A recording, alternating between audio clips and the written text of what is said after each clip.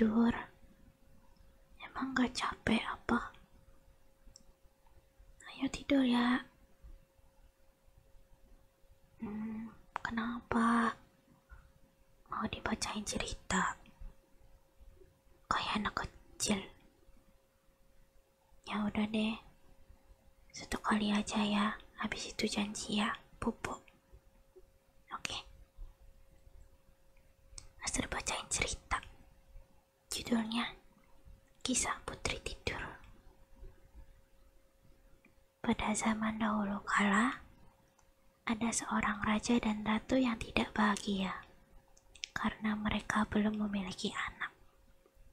Walaupun kerajaan mereka makmur dan rakyat hidup dengan damai, namun tidak hadirnya seorang anak membuat mereka merasa selalu bersedih. Pada suatu hari ketika sang ratu sedang mandi di telaga istana, seekor katak melompat keluar dari air ke tepi telaga. Anehnya, katak itu bisa berbicara. Keinginanmu akan segera terkabulkan sebelum pergantian tahun. Kamu akan memiliki anak perempuan. Apa yang diucapkan oleh sang katak menjadi kenyataan. Sang ratu mengandung dan akhirnya melahirkan seorang gadis kecil yang cantik. Raja dan ratu sangat berbahagia, sehingga mereka mengadakan pesta besar yang dirayakan oleh seluruh kerajaan. Di istana, dia tidak hanya mengundang sanak saudara, teman-teman dan pejabat istana, tetapi juga para perempuan agung yang dianggap bijaksana. Di kerajaan tersebut, terdapat 13 perempuan agung. Namun karena hanya terdapat 12 piring emas, maka raja dan ratu hanya mengundang 12 orang dari mereka. Pesta ini diselenggarakan dengan segala macam keindahan. Dan ketika itu berakhir, para perempuan agung bijaksana satu persatu memberikan hadiah berupa sihir untuk sang putri. Ada yang berupa kebajikan, kecantikan, kekayaan, dan lainnya. Ketika perempuan agung yang ke-11 selesai memberikan hadiah berupa sihir, tiba-tiba perempuan agung yang ke-13 masuk istana. Dia ingin membalas raja dan ratu karena tidak mengundangnya. Dan tanpa ucapan atau bahkan melihat siapapun, ia menangis dengan suara nyaring. Putri raja pada umurnya yang ke-15 akan mati karena ditusuk jarum jahit. Dan tanpa mengucap sepatah kata pun, ia berbalik dan meninggalkan ruangan. Mereka semua terkejut. Lalu perempuan agung ke-12 yang belum memberikan hadiah segera maju ke depan. Sayangnya, dia tidak dapat membatalkan kutukan dari perempuan agung ke-13. Dia hanya bisa menembutkan kutukan tersebut. Dia berkata, putri tidak akan mati karena tertusuk jarum di usianya ke-15. Ia hanya akan tertidur dan akan bangun setelah 100 tahun dari saat ia tertusuk jarum jahit. Raja yang ingin menghindari putri kesayangannya dari kutukan perempuan ke-13 segera memerintahkan agar seluruh jarum jahit tidak boleh berada di sekitar istana. Sementara itu, hadiah sihir dari para perempuan agung menjadi kenyataan. Sang putri tumbuh menjadi putri yang cantik, baik hatinya, cerdas, bijaksana, dan semua orang yang melihatnya menjadi terikat hati untuk mencintainya. Suatu hari di usia sang putri yang ke-15, raja dan ratu sedang meninggalkan istana untuk melakukan kunjungan ke kerajaan lain. Sang putri merasa bebas dan berkeliling di sekitar istana. Ia mengunjungi berbagai tempat, dan di salah satu bagian sudut kerajaan, ia melihat ada sebuah menara tua. Sang putri sangat penasaran dengan menara tersebut dan memasukinya. Ia memanjat tangga berkelok-kelok sempit dan melihat pintu kecil. Kunci berkarat tepat menempel pada bagian pintu kecil tersebut. Sang putri kemudian membuka pintu itu pelan-pelan. Di dalam ruangan, ada seorang perempuan tua yang sedang menjahit pakaian dan terlihat sangat sibuk. "Selamat siang, Ibu. Apa yang sedang Ibu kerjakan?" sapa sang putri. "Aku sedang menjahit dan menyulam," jawab si perempuan tua. "Betapa indahnya sulaman Ibu. Aku sangat menyukainya."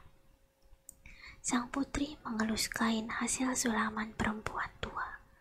Namun, malang pada pakaian itu masih terdapat jarum jahit, dan tanpa sengaja, jari telunjuk sang putri tertusuk jarum itu. Seketika, tubuh sang putri menjadi lemas dan terjatuh ke lantai, lalu ia tertidur pulas. Apa yang terjadi pada sang putri meluas ke seluruh kerajaan. Sang raja dan ratu yang baru kembali ke istana tiba-tiba tertidur.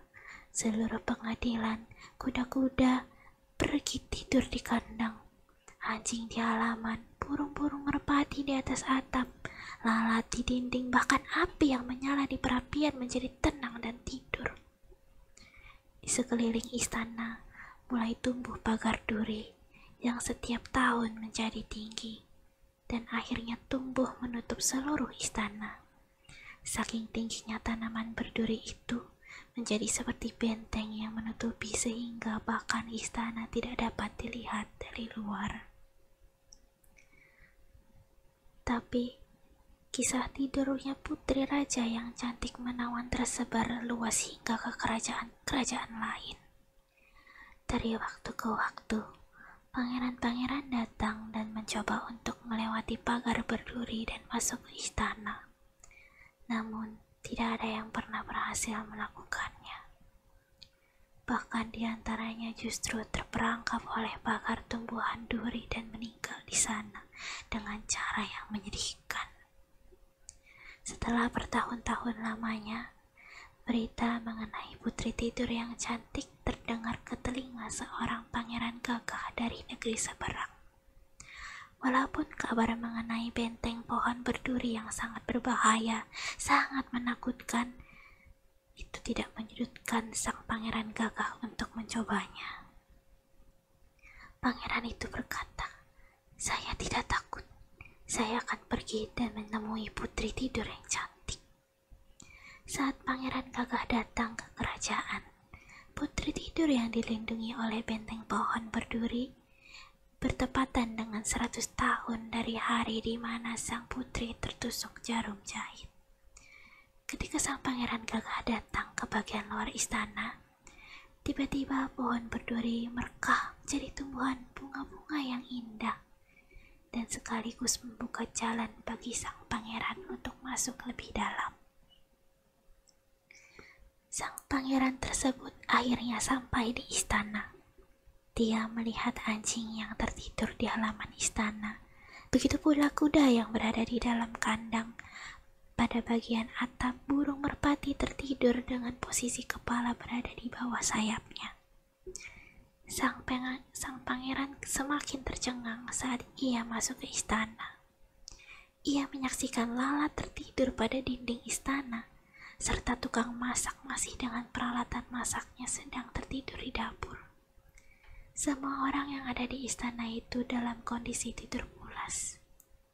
Sang pangeran akhirnya berkeliling istana dan mendapati kesunyian karena semua yang ada di dalam terlihat dalam kondisi tertidur pulas. Pada bagian sudut istana, sang pangeran dibuat penasaran dengan menara tua yang terlihat tidak terawat. Ia memanjat tangga berkelok-kelok sempit dan melihat pintu kecil dalam kondisi terbuka.